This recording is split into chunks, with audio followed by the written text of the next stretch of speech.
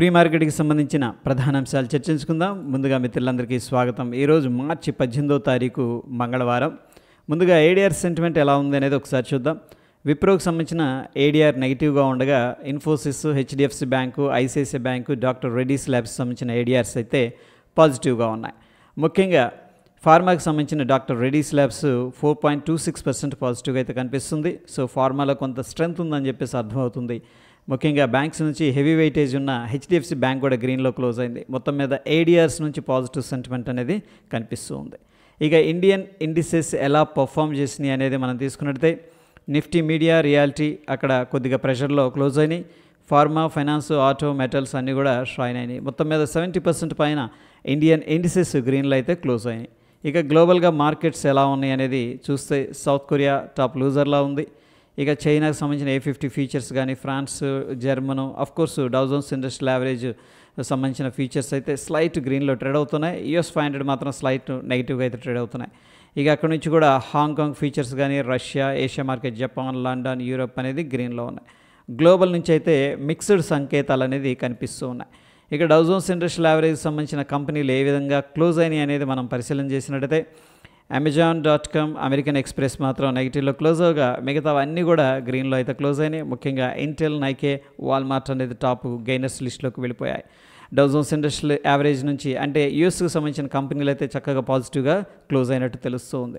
గ్లోబల్గా economic calendar అనేది పరిశీలన చేసినట్టయితే నిన్నటి రోజున యూఎస్కి సంబంధించిన కోర్ రిటైల్ సేల్స్ డేటా అనేది రిలీజ్ అవ్వడం జరిగింది. ప్రీవియస్గా నెగిటివ్గా ఉంది, బట్ ఫోర్కాస్ట్ ఏదైతే ఉందో అది పాజిటివ్గా ఎక్స్పెక్ట్ చేసినంత రావడం జరిగింది. అయితే ఇక్కడ retail sales data, core retail sales data అనేది ఉంది కదా, ఇక్కడ ఏంటంటే రిటైల్ లెవెల్లో సేల్స్ ఏ విధంగా ఉన్నాయి అనేది చూస్తారు. అయితే ఇక్కడ కోర్ రిటైల్ సేల్స్ డేటా అంటే ఏంటంటే ఇక్కడ ఆటో ఏదైతే ఉందో ఆ సేల్స్ అనేది ఎక్స్క్లూడ్ చేయటం అనేది జరుగుతుంది. ఇంకా మిగతా దాంట్లో రిటైల్ సేల్స్లో అన్నీ కూడా కంబైన్ చేసి లైక్ అన్నీ అనమాట. ఇక ఈ గూడ్స్ ఏవైతే యూస్ చేస్తారో రెగ్యులర్గా ఆ గూడ్స్ అన్నీ కూడా కలెక్ట్ చేసి వాటి యొక్క ఇన్ఫర్మేషన్ అనేది ఇక్కడ పాస్ చేయడం జరుగుతుంది. సో ఫ్రెండ్స్, ఇక్కడ మనకి చూసినట్టయితే రిటైల్ సేల్స్ డేటా అనేది నెగిటివ్గా రావడం జరిగింది. కోర్ రిటైల్ సేల్స్ డేటా ఏమో పాజిటివ్గా రావడం జరిగింది. ఐ థింక్ ఏంటంటే ఆటో సేల్స్ అనేది అండర్ ప్రెషర్లో ఉన్నట్టు ఈ డేటా అనేది మనకి రివీల్ చేస్తుంది. ఈరోజు ఎటువంటి ఈవెంట్స్ కూడా కనిపించట్లేదు. ఇక ఇండియాకి సంబంధించిన ఎకనామిక్ క్యాలెండర్ అనేది నిన్నటి రోజున అయితే బ్యాలెన్స్ ఆఫ్ ట్రేడ్ డేటా అనేది రిలీజ్ చేసింది. సో ప్రీవియస్గా -$22 బిలియన్ ఉండేది, ఈసారి -$14 బిలియన్ చూపిస్తూ ఉంది. ఇక్కడ ఎక్స్పోర్ట్స్ అనేది ఇంప్రూవ్ అవుతున్నాయి. ఎందుకంటే ఫ్రెండ్స్, ఇక్కడ బ్యాలెన్స్ ఆఫ్ ట్రేడ్ ఎప్పుడు కూడా ఏంటంటే ఎక్స్పోర్ట్స్ మైనస్ ఇంపోర్ట్స్ అనమాట. జనరల్గా ఏదైనా కంట్రీ ఎక్స్పోర్ట్స్ ఎక్కువగా చేసుకొని ఇంపోర్ట్స్ తక్కువగా చేసుకుంటూ ఉందంటే అది ఇంప్రూవ్ అవుతుంది, దాని యొక్క ఫైనాన్షియల్ కండిషన్ అని చెప్పేసి అర్థం చేసుకోవచ్చు. ఇండియాకి సంబంధించి సేమ్ ఇన్ఫర్మేషన్ మనకేంటంటే ప్రీవియస్గా ఎక్కువగా ఇంపోర్ట్స్ అనేది జరిగినాయి యాజ్ కంపేర్ టు ఎక్స్పోర్ట్స్ అనమాట. బట్ ఈసారి కొద్దిగా ఎక్స్పోర్ట్స్ ఎక్కువగా జరిగినాయి, ఇంపోర్ట్స్ అనేది తగ్గినాయి అని చెప్పేసి చెప్తూ ఉంది. ఇది పాజిటివ్ అంశంగా మనం అయితే కన్సిడర్ చేసుకోవచ్చు. యూఎస్కి సంబంధించిన నిన్న మార్కెట్స్ అయితే మాత్రం పాజిటివ్గానే క్లోజ్ అయినాయి. అయితే ఎన్విడియా కానీ ఇవన్నీ కూడా కొంచెం డ్రాగ్ చేసినాయి అని చెప్పేసి చెప్పుకోవచ్చు. ఫ్యూచర్ అండ్ ఆప్షన్స్లో ఈరోజు ఏ ఒక్క కంపెనీ కూడా రిజల్ట్ అయితే అనౌన్స్ చేయట్లేదు. ఫ్యూచర్ అండ్ ఆప్షన్స్లో IndusInd bank, Hindu copper, SAIL, BSC, Manappuram అనేది బ్యాన్ లిస్టులకు వెళ్ళాయి. వీటిలో మన ఫీచర్స్ అండ్ ఆప్షన్స్ ట్రేడ్ చేయకూడదు. Angel one, Aarti industries probably ban లిస్టులోకి వెళ్ళడానికి ఆస్కారం అయితే కనిపిస్తుంది. ఇక కొన్ని stocks Muthoot finance, Jubilant food, doctor Reddy's labs, Bajaj Finserv, MCXలో ఏంటంటే సిగ్నిఫికెంట్గా లాంగ్ బిల్డప్ అనేది జరుగుతున్నట్టు తెలుస్తుంది. Ramco cement, M&M, Torrent power, M&M ఫైనాన్స్లో ఏంటంటే షార్ట్ కవరింగ్ జరుగుతున్నట్టు తెలుస్తుండగా TI India, LTIM, AU bank, IIFL, విప్రోలో సిగ్నిఫికెంట్గా షార్ట్ బిల్డప్ అనేది జరుగుతున్నట్టు చూపిస్తుంది. ఎటువంటి కంపెనీలో కూడా లాంగ్ అన్వైండింగ్ అనేది జరుగుతున్నట్టు కనిపించట్లేదు. ఇక doctor Reddy's labs, Bajaj Finserv, Cipla, Coal India, Bajaj Finance, SBI Life significant gainers లిస్టులో ఉండగా Wipro, Hero MotoCorp, ITC, Nestle India, BPCL, Britannia అనేది నెగిటివ్గా అయితే క్లోజ్ అయినాయి. ఇక ప్రైస్ అండ్ ఫ్యూచర్ అండ్ ఆప్షన్స్లో ఉన్న స్టాక్స్ ఏ విధంగా బిహేవ్ చేసినాయి అనేది మనం తీసుకున్నట్లయితే లాంగ్ సైడ్ ఏమో 67% ఉన్నట్టు చూపిస్తుంది. Short side 18%, significant short 3%, significant long 11% అనేది చూపిస్తుంది. సో సింపుల్గా ఏంటంటే based on the price and open interest ప్రకారం మనం చూసినట్టయితే లాంగ్ సైడ్ ఎక్కువ మంది పార్టిసిపేట్ చేస్తున్నట్టు తెలుస్తూ ఉంది. ఇక ఫ్రెండ్స్, ఈ యొక్క పర్టికులర్ చార్ట్ అనేది మనం పరిశీలన చేసినట్టయితే గత కొన్ని రోజులుగా సైడ్ వేస్లో ఉంది. నిన్నటి రోజున గ్రీన్లో క్లోజ్ అయింది నిఫ్టీ ఫ్యూచర్స్.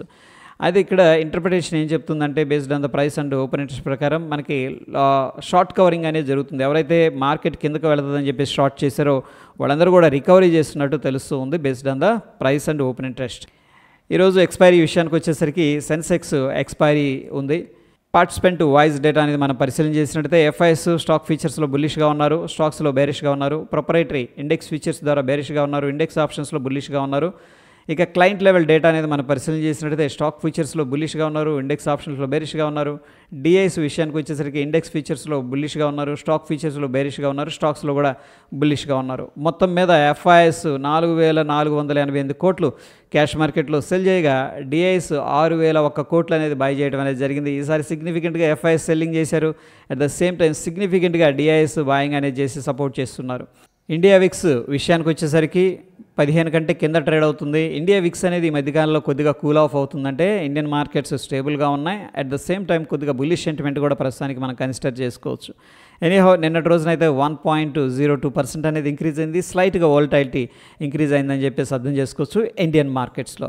ఇక Dow Jones industrial average futures అయితే ఒక సిగ్నిఫికెంట్ డ్రాప్ తర్వాత బ్యాక్ టు బ్యాక్ 2 days ఏంటంటే స్ట్రాంగ్గా బౌన్స్ అనేది జరిగినాయి.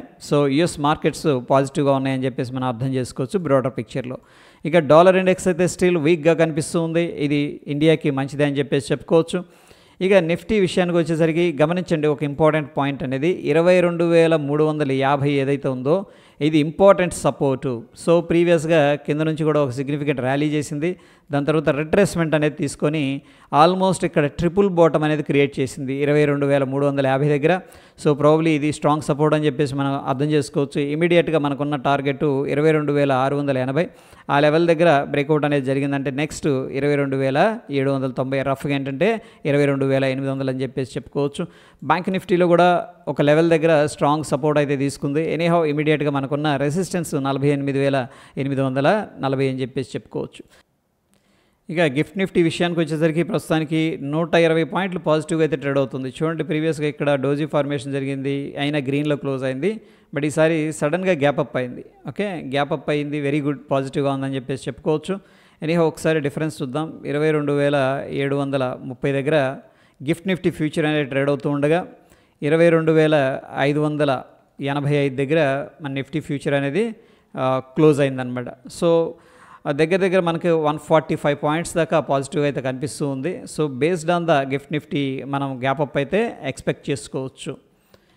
ఇక కొన్ని స్టాక్స్ అయితే న్యూస్లో ఉన్నాయి, ఈరోజు మూమెంటం ఉండే అవకాశం ఉంది. IndusInd bank, HEL, bank of Maharashtra, Ircon, star health, Raymond life style, Shilpa Medicare, NBCC అనేది.